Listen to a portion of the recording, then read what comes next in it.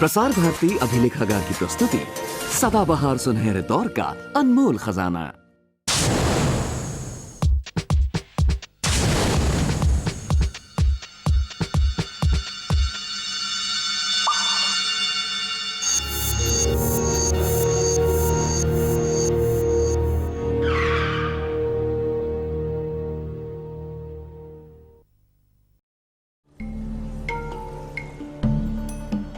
एक लड़का था बड़ा सयाना, किरणों का था बड़ा दीवाना।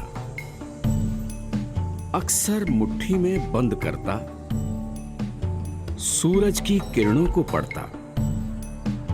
एक सीधी रेखा में बनकर रोशनी आती थी छन छन कर। किरणें उसकी दोस्त बन गईं,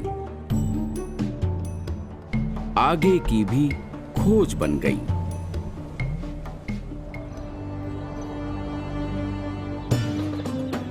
ग्यारहवीं सदी का अरब, सूरज की फूटी हुई पहली किरण और अंधेरा रफू चक्कर, आंखें मीचते हुए इंसानों का उठना और रोशनी की आगोश में काम पर लग जाना।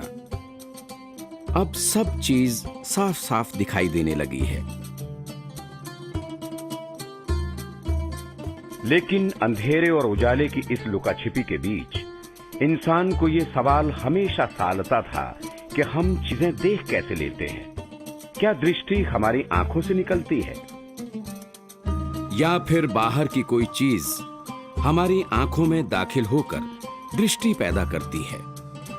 रोशनी के बीच रोशनी को लेकर यह सवाल अभी भी हमें परेशान करता है। लेकिन क्या विज्ञान की रोशनी में ऐसे देखना सही है?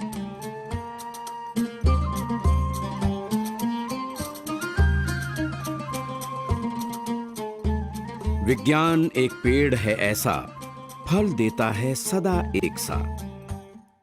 शायद बच्चा समझ गया था, खेल से आगे निकल गया था।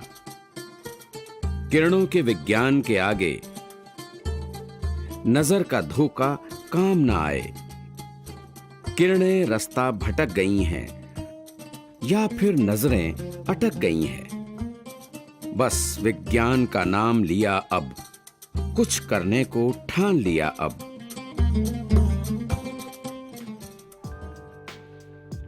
आधुनिक विज्ञान सिर्फ बात कह देने भर से तय नहीं होता, इसे साबित करना पड़ता है। ये छोटा सा बालक जब बड़ा हुआ तो मानव विज्ञान भी उसके साथ बड़ा होने लगा था। इस बालक का नाम अल हसन था। आज विज्ञान का जो रूप हमारे सामने है वो आज से 1000 साल पहले बिल्कुल नहीं था। खुली आंखों से हम रोशनी को देख तो लेते थे, लेकिन विज्ञान अभी भी तर्क और फलसफे में उलझा हुआ था। अल हसन ने विज्ञान के सच को फलसफे के आधार से अलग किया, ज्योमेट्री और प्रयोगों का एक अनूठा मेल बनाया और आधुनिक विज्ञान हमें सौंप दिया। उस समय तक ज्योमेट्री को ही मैथमेटिक्स समझा जाता था, जो आड़ी तिरछी रेखाओं का गणित था। इससे लंबाई और चौड़ाई मापने का काम किया जाता था।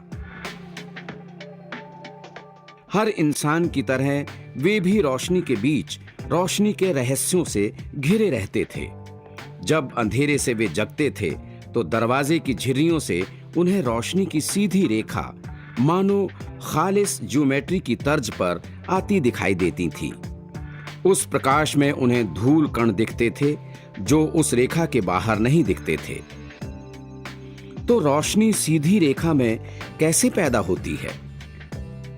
यूनान के मशहूर दार्शनिक यूक्लिड कहते थे कि दृष्टि आंखों से निकली दृष्टि किरणों के कारण पैदा होती है। यूक्लिड ने ही ज्योमेट्री का विस्तार किया था। उन दिनों बांध के अभाव में नील नदी में अक्सर बाढ़ आती थी। इस बात से आम जनता के साथ उस समय का खलीफा भी चिंतित रहता था। अपनी ज्योमेट्री के बल पर अल हसन ने बांध बनाने की पेशकश की। शुरुआती योजना के अनुरूप उन्हें 548 मीटर चौड़ा बांध बनाना था, इसके लिए उन्होंने सारी सामग्री इकट्ठा कर ली, लेकिन तब तक बाढ़ का पानी दुगना बढ़ गया था। बांध बनाने का काम असंभव हो गया था। खलीफा के क्रोध से बचने के लिए उन्होंने पागलपन की एक्टिंग शुरू कर दी। खलीफा ने उन्हें शारीरिक नुकसान तो नहीं पहुंचाया, लेकिन नजरबंद जरूर कर दिया।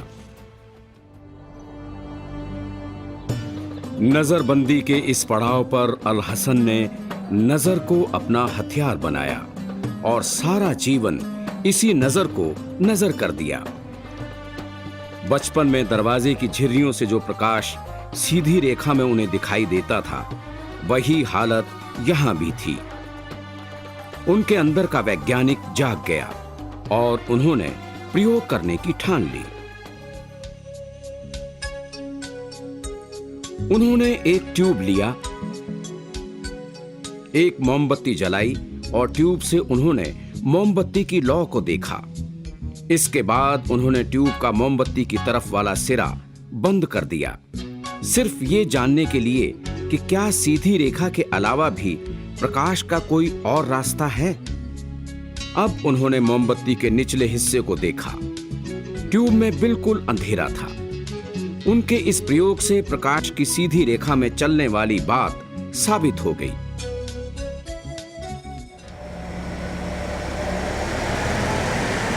अल हसन की बात के सच को जानने के लिए हम एक प्रयोग खुद करते हैं।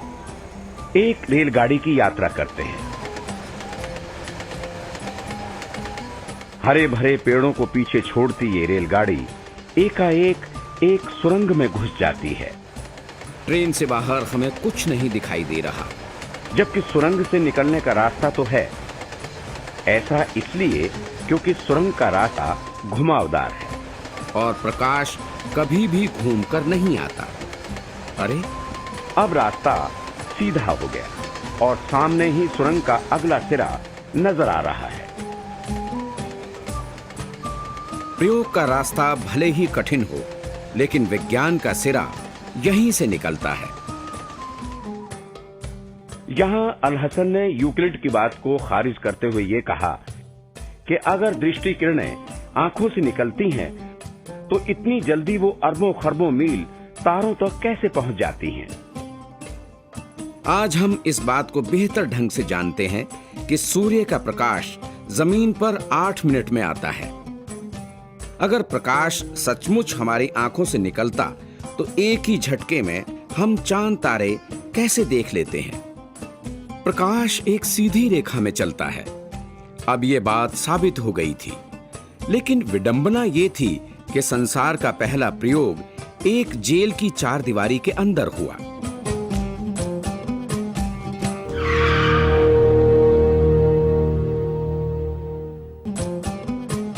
प्रकाश की सीधी रेखा वाली बात तो अल हसन के समझ में आ गई, लेकिन उन्हें ये बात अभी भी कचोड़ रही थी कि पानी के अंदर जब हम नहाते हैं, तो पानी में डूबा हुआ हिस्सा ऊपर के ना डूबे हिस्से की अपेक्षा तिरछा क्यों दिखाई देता है, जबकि हमारा शरीर तो सीधा होता है। जरूर इसमें भी प्रकाश का ही कोई खेल होगा। उन दिनों अरब तिजारत का मुख्य मार्ग हुआ करता था। व्यापारी गण लंबे समय तक रेगिस्तान की तपती गर्मी में ऊंटों पर बैठकर यात्रा किया करते थे। रेगिस्तान में पानी ना के बराबर होता है। अक्सर व्यापारियों को पानी की जरूरत पड़ती रहती थी। उन्हें बहुत दूर कहीं पानी का स्रोत नजर आता था, लेकिन जब वे पानी के पास पहुंचते तो पानी कहीं नहीं दिखाई देता था। दरअसल ये नजर का धोखा था। अब अल हसन को प्रकाश के इस खेल में मजा आने लगा था। उन्हें एक बात समझ में आ गई कि जब प्रकाश की किरणें एक माध्यम से दूसरे माध्यम में प्रवेश करती हैं, तो अपनी दिशा बदल देती हैं। उन्होंने शीशे के गिलास में एक सीधी छड़ी डाली, लेकिन पानी में छड़ी का डूबा हुआ हिस्सा तिरछा दिखाई दे रहा था। आज इसे ही हम प्रकाश का अपवर्तन, रिफ्रैक्शन कहते हैं।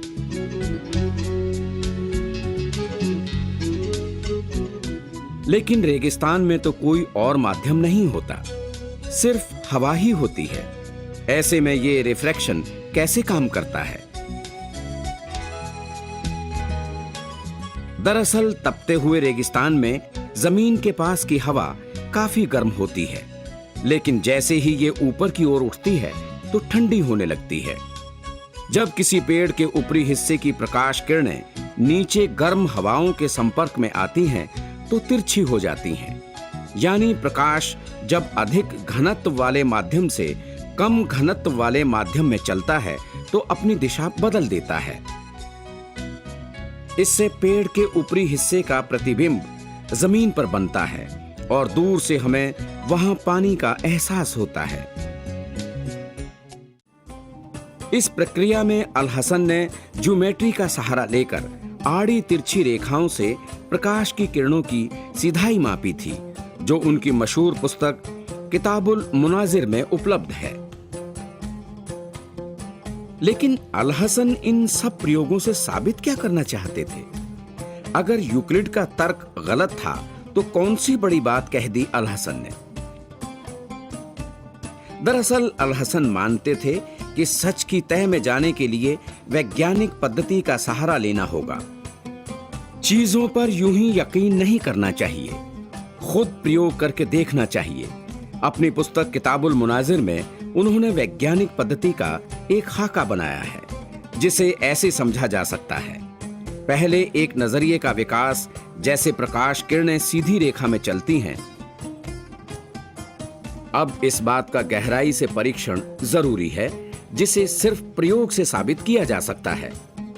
अगर ये प्रयोग सही है तो आगे कोई भी इसे करेगा तो वैसे ही नतीजे निकलेंगे।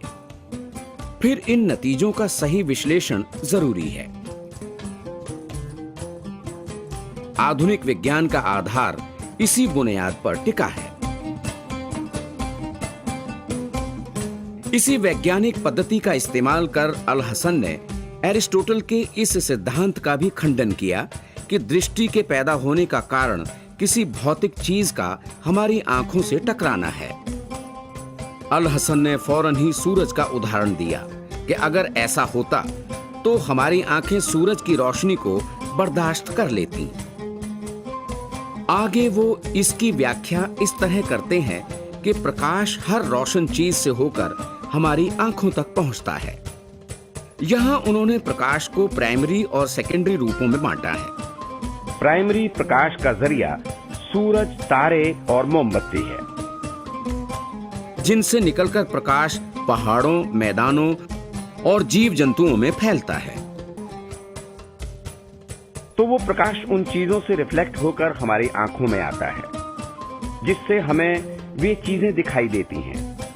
अतः वे चीजें जीव जंतु प्रकाश का सेकेंडरी सोर्स बन जाती हैं। यहां वे तांबे की एक शीट लेकर इसके बीच में बड़ा सा छेद कर देते हैं। इस छेद में एक ट्यूब को फिक्स कर देते हैं। ट्यूब का एक हिस्सा खुला है और दूसरा सिरा बंद है। बंद सिरे के बीच में सुई के आकार का छेद कर देते हैं। रात के अंधेरे में उन्होंने एक मोमबत्ती जलाकर ट्यूब से मोमबत्ती की लौ को देखा। उन्होंने मोमबत्ती को हिलाया। अगर प्रकाश छेद में मोमबत्ती की लौ यानी ऊपरी हिस्से से आ रहा है तो रोशनी कम होगी, लेकिन अगर लौ के बीच से आ रहा है तो रोशनी ज्यादा होगी। इसका मतलब यह हुआ कि प्रकाश न सिर्फ सीधा चलता है, बल्कि हर रोशन चीजों से हमारी आंखों में पहुंचता है। प्रकाश के सिद्धांत को वैज्ञानिक पद्धति से हल करते हुए अल हसन ने अपना सबसे मशहूर एक्सपेरिमेंट किया है, जिसे कैमरा ऑब्सक्यूरा कहते हैं। कैमरा ऑब्सक्यूरा का शाब्दिक अर्थ होता है पुरानी तरह का कैमरा। कैमरे की अपनी एक बनावट होती है, जिसमें एक बहुत ही छोटा छेद होता है, जिसे हम अपर्चर कहते हैं। प्रकाश इसी छोटे सुराख से लेंस में पहुंचता है, जिससे दृश्य पैदा होता है। ये तो रही आज के कैमरे की बात। जब हम 2-3 पीढ़ियों तक की यादें फोटोग्राफ के माध्यम से संजो कर रखते हैं, लेकिन 11वीं सदी तक ये महज एक विचार था जिसे पहले कभी किसी ने प्रयोग से साबित करने की कोशिश नहीं की थी।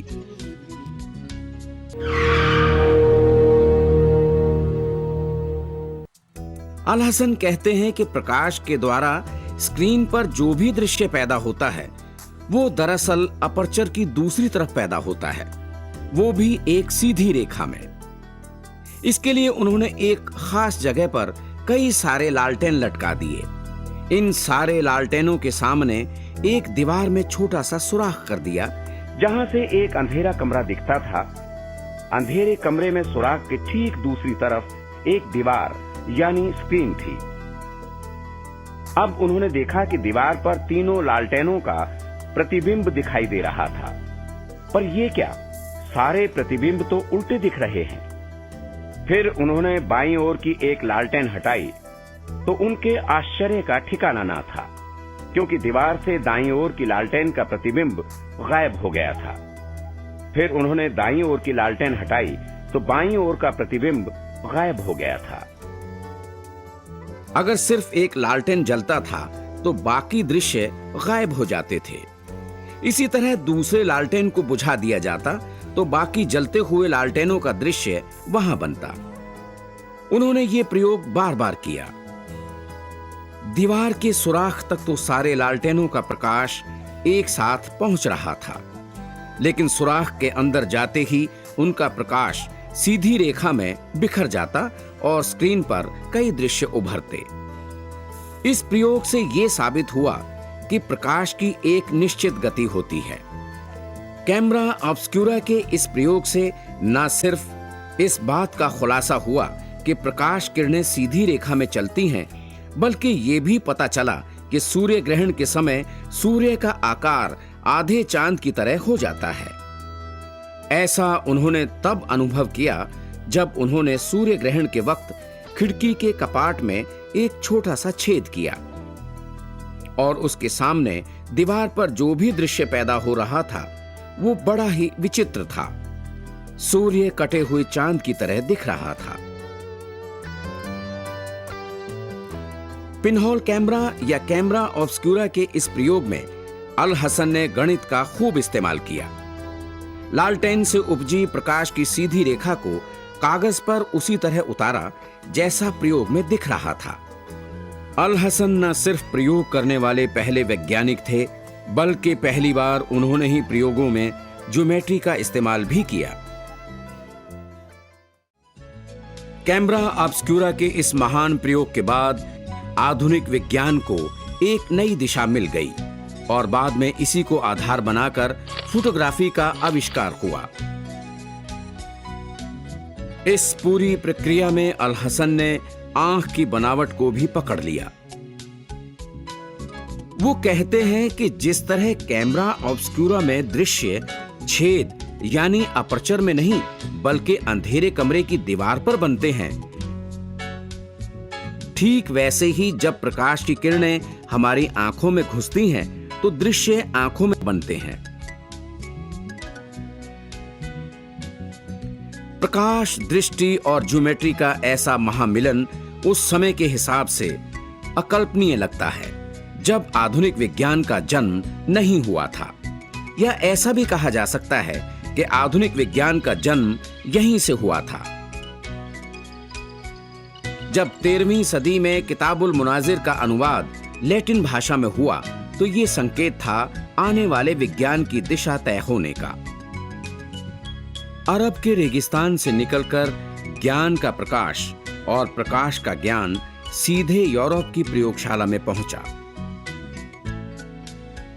जिससे न सिर्फ नजर का नजरिया बदला बल्कि दूर तक देखने वाली नजर का भी इजाद हुआ। देखने की इस प्रक्रिया में उन्होंने प्रयोगों को आधार बनाया, अपने ज्योमेट्री के ज्ञान का पूरा उपयोग किया। विज्ञान आज आधुनिकता के जिस शिखर पर खड़ा है उसकी पद्धति विकसित की। संसार को अध्ययन करने का रास्ता कठिन जरूर था, लेकिन अगर सटीक प्रयोग किया जाए तो हमेशा इसके नतीजे एक होंगे। फिर चाहे वो अल हसन करे या हम। अल हसन ने परख की इसी परख नली का विकास किया था।